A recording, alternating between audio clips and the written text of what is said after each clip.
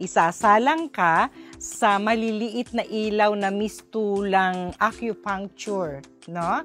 Na magpe-penetrate sa iyong cells para i-develop na maging mas malusog ang mitochondria o yung energy cells ng iyong katawan, at dito ay walang nagmimintis na may insomnia. Siguradong tulog ang aking isinasalang sa red light therapy dito sa Healing Galing.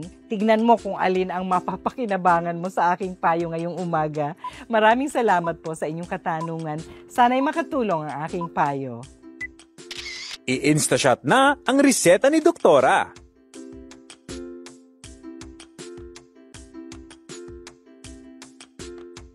Kasi po meron po siyang sinusundan na routine. Every morning po, pagkagising niya, nag-aalmusal po siya. Tapos afternoon, lalabas po siya para pumamasyal kahit papano. Ikot po sa park na malapit po sa bahay namin. Tapos after po nung yung naging COVID pandemic na po, na hindi na po siya nakalabas. Nakastay lang po kami sa bahay. Paanong nakatulong ang Healing Galing Way kay Mami Shirley para makakain at makatulog ng mabuti ang anak niyang may autism? Ang galing! Susunod na!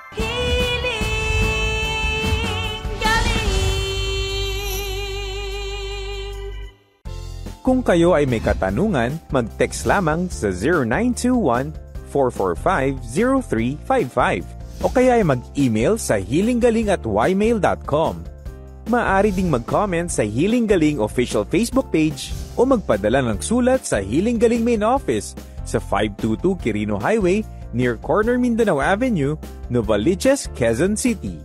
Mga kapuso, nais po namin ipabatid na hindi po konektado at wala pong partnership ang Healing Galing sa anumang ibang herbal products gaya ng Colon Care Advance, Verticure, Inner Cure Stone Breaker, Miracle Drops, Herbal Drops, Bitoon Oil, Alingatong Herbal Oil at maging ang Alingatong Herbal Tea na pawang gumagamit ng Healing Galing videos ng walang pahintulot.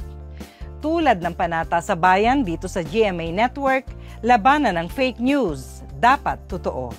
Subaybayan ang Healing Galing sa official website na healinggaling.ph, sa Healing Galing official Facebook page at sa Healing Galing YouTube channel.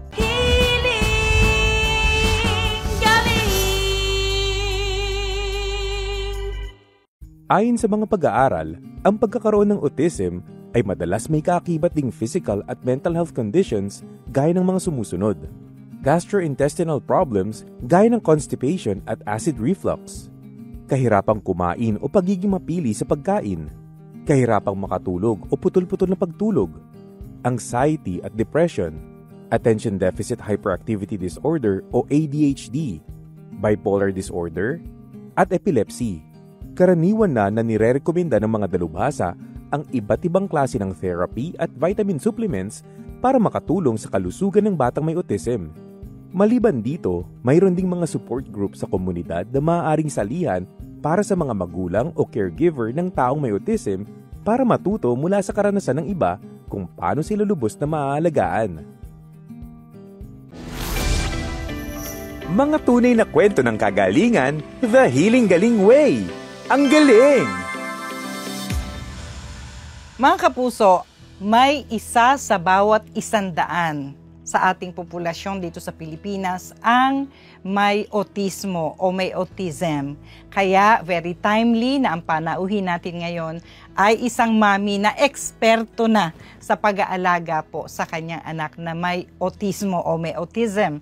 Walang iba kundi si Mami Cheryl Parong, at siya po ang butihing mami ng ating case study na si Jared. Happy healing morning, Cheryl. Happy healing morning po, Doc Ed. Paano ba tayo nagkakilalanan? Bali po, ang nag-introduce po sa akin ng Healing Galing ay ang aking nanay.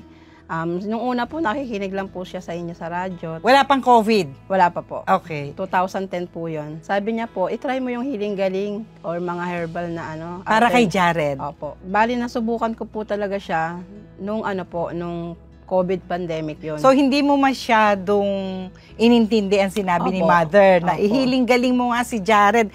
Kasi parang normal pa ang routine ninyo ni Jared.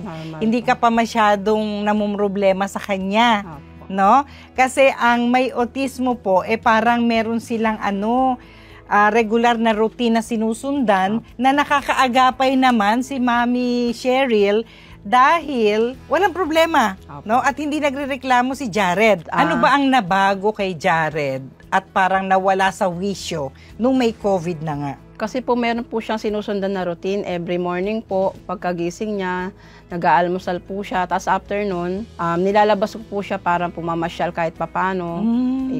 Ikot po sa park na malapit po sa bahay namin. Tapos after po nung yung naging COVID pandemic na po, na hindi na po siya nakalabas.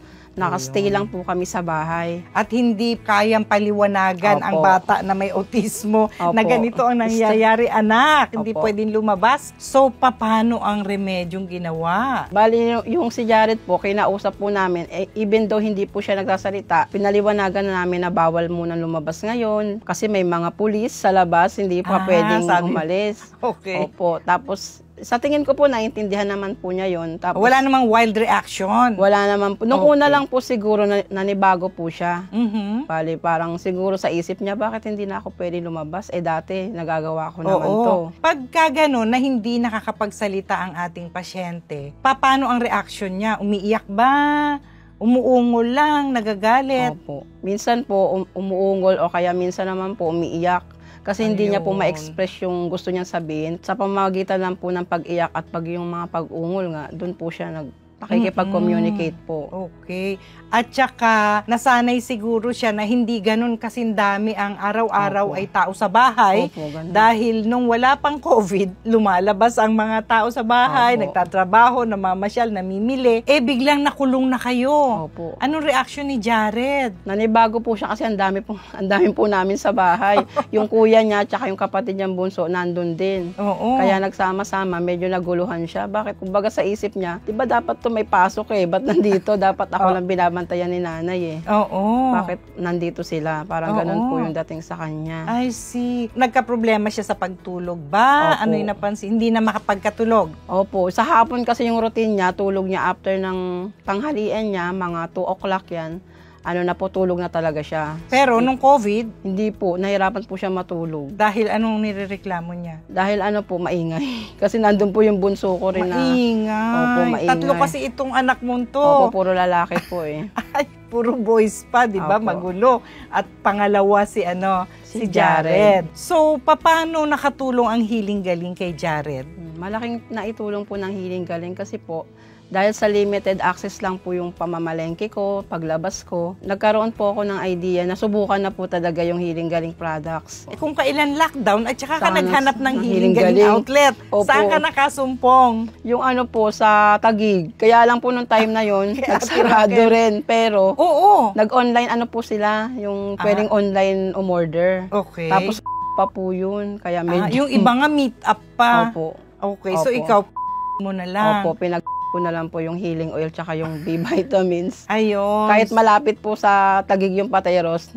Okay. Sa consultation mo, ano ang sinabi mong problema ng pasyente mo? Ang sinabi ko po, ano po ba yung pwede kong ipainom kay Jared na pwede po siyang, yung makakatulog po siya. Kasi mahirap po siyang painumin ng syrup, number 1 po. Yung mga liquid na gamot. Ganun ba? Opo, mahirap. Tapos sinabi mo na may autism siya. May autism po siya. Okay. Tapos yun po nirecommend ni Ate Raquel pa po nung time na yun na ito. Try mo yung B vitamins tsaka yung healing food. Okay. Para at least yung sustansya nung hindi niya nakakain ng mga gulay or prutas, makuha niya sa Healing Galing. Yun po yung Arthrospira tablet tinutukoy ni Cheryl, no? Ano ang ginawa mo para yung mga binili mo sa Healing Galing outlet na omega-3 fish oil, herbal vitamins B1, B6, B12 at Healing Galing oil ay paano napakinabangan ni Jared? Ang ginawa ko po dun sa Healing B-complex, bale, dinurog ko po talaga siya. Opo, mahirap pong dikdikin, matigas. Nag-almeres pa po ko noong time na yun para madurog. Okay, tapos after nun, hinalo ko na po siya sa iniinom niyang gatas or sa sabaw na kinakain. Minsan sa sabaw. Lalo na yung omega-3. Opo, kasi maano po yun Kasi malaki, hindi rin kayang iswallow ni Jared, no? So, pwede pala, according to Cheryl, na gupitin, Opo. butasin natin yung omega-3 fish oil at sasabaw na mainit-init. Opo, na mainit-init. Or soup kung may sopas, Opo. para hindi diretso na ipapainom at mag-aaway kayo Opo, mahirap po ng siya painumin. papainumin mo, 'di ba? Opo. So very good, very nice idea na nai-encourage mong ipaubos naman yung pagkain na meron tayong mga gamot na nilalagay, Opo. no? Kasi po, wag natin pipilitin kung ang ating mga anak, no? Sino man sa ating anak ng may autismo na inumin mo yan na parang Opo. katulad po ng ibang anak natin na normal o Opo, regular na regular na kayang bata. uminom ng tablet, hindi po nila kaya pa, no? Unless ititrain natin unti-unti. Opo. Pero that might take a long time. Maihalo nga ito sa gatas niya, ihalo nga ito sa sabaw niya. So nakinabang siya sa omega-3 fish oil effect, sa herbal vitamins B1, B6, B12. Saan mo naman iminamassage yung Healing Galing Oil? Yung Healing Galing Oil po minamassage ko sa buong katawan na niya. Buong Tsaka- katawan na? Opo. Yung pampatulog sa ulo? Opo, sa ulo, massage. Tapos yung sa ano niya, yung sa dibdib niya. Dito Yan, naman. sa likod. Ano naman, makikita mong nagugustuhan ng Opo, bata no? Kasi nagpapamasahe talaga siya. Kasi give na give. Opo. Kasi yung may mga autism na bata po, mas gusto nila yung dito, yung Ganun hinahaplos. ba? Tapos, Okay. kaya nasabayan po ng Healing Galing Oil, mas lalo po silang umokay po. Lalo na siguro kung tatargetin natin ang central nervous system. Opo. Yung mula sa sintido, papuntang anit ng ulo, Opo. yung batok, pababa sa spinal column, pabilog sa balakang, pataas ulit, paulit-ulit, para yung kuryente sa katawan ay mag-circulate. Tapos yung tinuturo ko po kanina pa kay Cheryl na subukan nating ma-stimulate yung pagsasalita Opo. ni Jared, no? Nahihilutin natin. Kasi yung pong ating nakasanayan na gentle massage ng Healing Galing Oil sa mga stroke patients na umuurong ang dila, Cheryl, no? Yung tinuro ko sa iyo na warm compress muna sa leeg, tapos gentle massage ng Healing Galing Oil for 15 to 20 minutes. Tapos, tsaka natin babalutan ng malinis na handkerchief or kahit na face towel, no? Yung dila, di maikli, kaya hindi Opo. nakakasalita, no? So, unti-unti, hatak-hatak ng konti, tapos massage, ibabaw at ilalim ng dila, tapos hatak-hatak ulit na parang naglalaro lang ho, wag niyo din, Opo.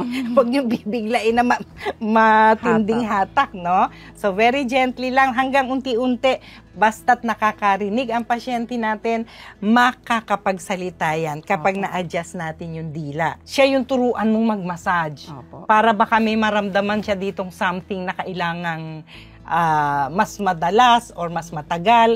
Kasi pag ikaw ang naghilot sa sarili mo, ramdam mo eh. Opo. Diba? Targetin natin na mas makapag-improve pa si Jared. So, dito sa ginawa mong tiyaga na ito, gaano kabilis tumalab kay Jared? Siguro po mga mga 1 week or tumalab na po sa kanya. Humimbing na ang tulog. Opo, nakakatulog na po sa hapon, nare-relax na po siya. Yung iba pang pagbabago sa kanya, hindi na bugnutin. Opo, hindi na po bugnutin. Relax na siya. Oh. Minsan po siya na po yung ng healing oil sa akin. Kumbaga, massage mo ako na.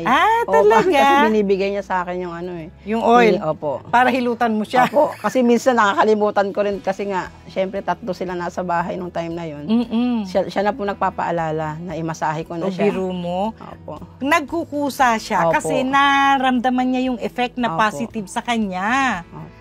Ang ganda ng leksyon na natutunan natin kay Cheryl. Tiyaga. Opo, Talaga. tiyaga At saka talaga. isip-isip lang ng Opo. paraan. Opo. 'Di ba? Maraming salamat, Cheryl, ha? Salamat din po, Doc. El. Okay. Mga kapuso, ang autism po ay hindi isang sakit na ginagamot at gumagaling. Ito po ay isang panghabang buhay na kondisyon na kailangan ng espesyal na atensyon. Kailangan po ng tiyaga, pasensya at labis na pangunawa para sa mga may autism. Kaya't masaya po kami dahil nakakatulong ang Healing Galing sa mga magulang na gaya ni Mami Cheryl na ang tanging hiling lamang ay maalaga ang mabuti ang kanyang anak.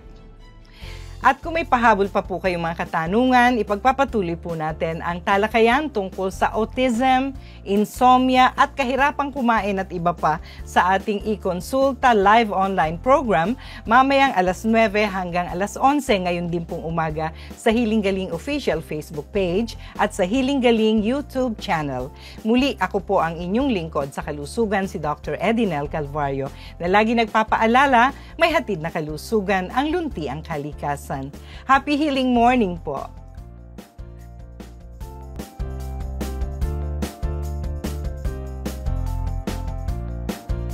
Maling pagkain at eating habits ang nagdulot kay Edna ng diabetes at gallstones. Paano siya gumaling sa natural na paraan? Healing Galing sa TV, alas 7:30 ng umaga, Sabado.